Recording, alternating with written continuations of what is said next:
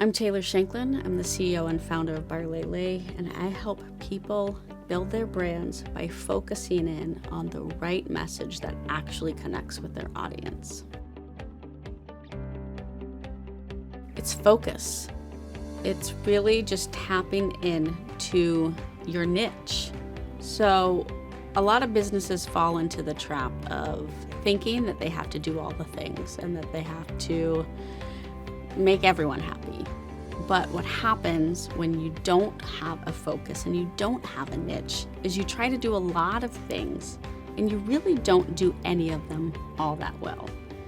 So at a high level, the secret to growth is finding your focus and constantly being able to come back to that focus and not being sidetracked by the shiny object or the squirrel syndrome where you think you have to go chase some new thing. It's about knowing what you are really, really good at and what you can best do for the world through your products, through your services, through your organization, and staying hyper-focused on that. I decided to focus not simply on minimalism and reducing the amount of things I focus time, energy, or money on, but on life maximalism, maximizing the life results that I get while I'm here. There's a couple of things.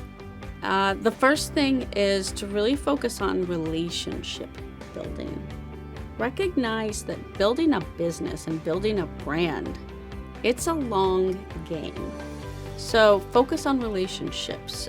You never know who you're gonna meet that could really influence or impact your company, your business, even just being a mentor to you personally.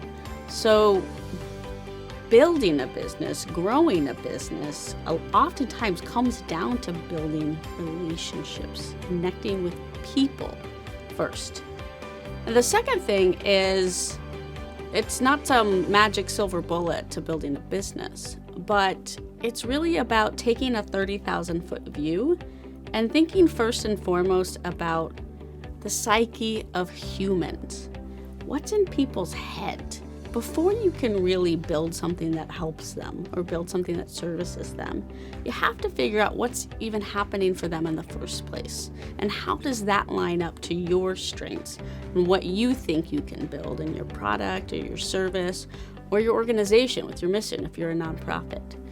So get in the heads of how humans' brains work, do a little bit of research on the psychology of how humans' brains work, and then you can tap into what will resonate with them based on what's going on in their life as it relates to the product and service that you have at your business. What if we could show up to work and not want to quit? What if we could focus on the quality of our happiness instead of the quantity of our success?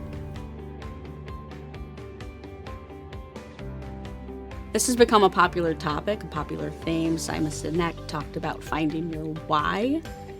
I think you have to find your passion and your gifts and really hone in on that.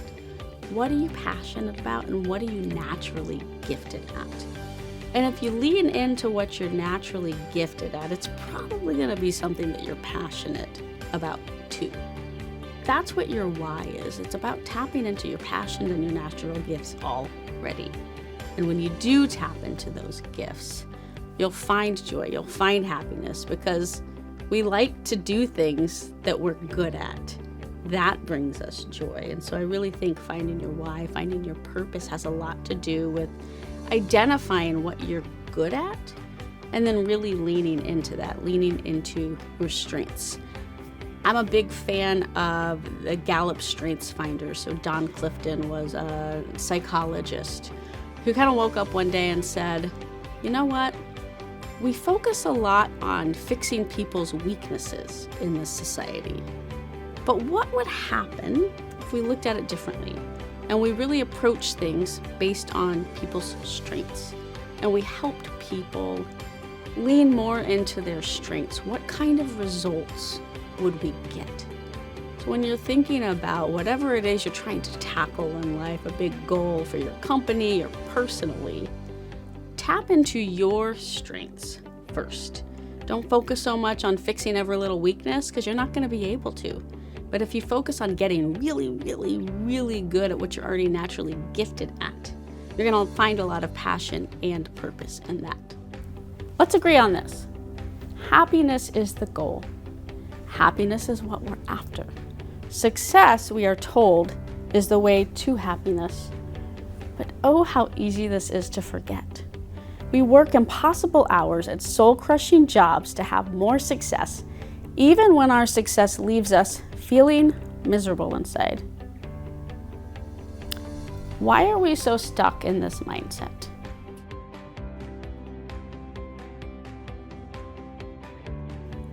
A lot of people can rise to a position of power or authority. That doesn't make them a leader.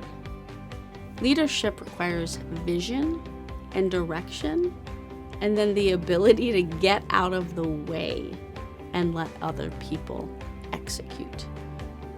Good leaders know what they're good at, they know where their strengths are, and then they also are able to recognize their weaknesses and where they need to surround themselves with other people to fill in their gaps.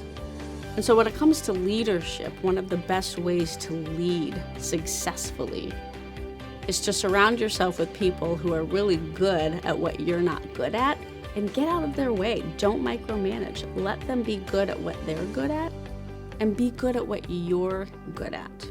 Don't get hung up on the power and authority. Good leaders are empathetic and they're really great listeners. So those are some of the things that I think really describe a good leader. And leadership and power and leadership and authority are not the same thing. Challenge, it shapes us. Tribulation, it awakens us. In my own awakening, I learned and developed a principle. I now feel compelled to share it with others. It's a mantra that I live by. Minimize to maximize. It means focus on less to produce better life results. Minimize to maximize is about reducing your focus on mental, physical, and emotional clutter so that you can spend your time maximizing your life results on what is truly important to you. It means focusing your energy on things that actually give you oxygen and letting go of the things that don't.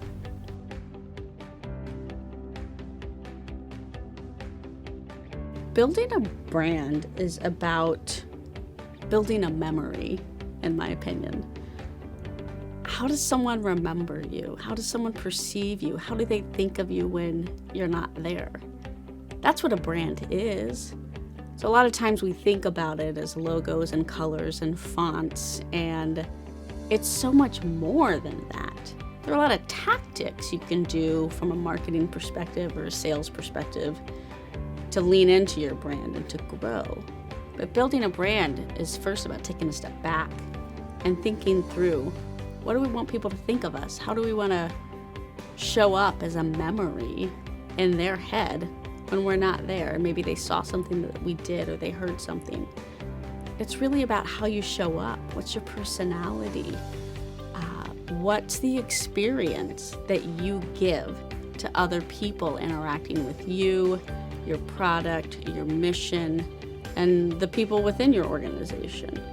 So that's what a brand is, and that's what building a brand requires. It requires a lot of intentionality around showing up in the way that you want to be remembered for showing up.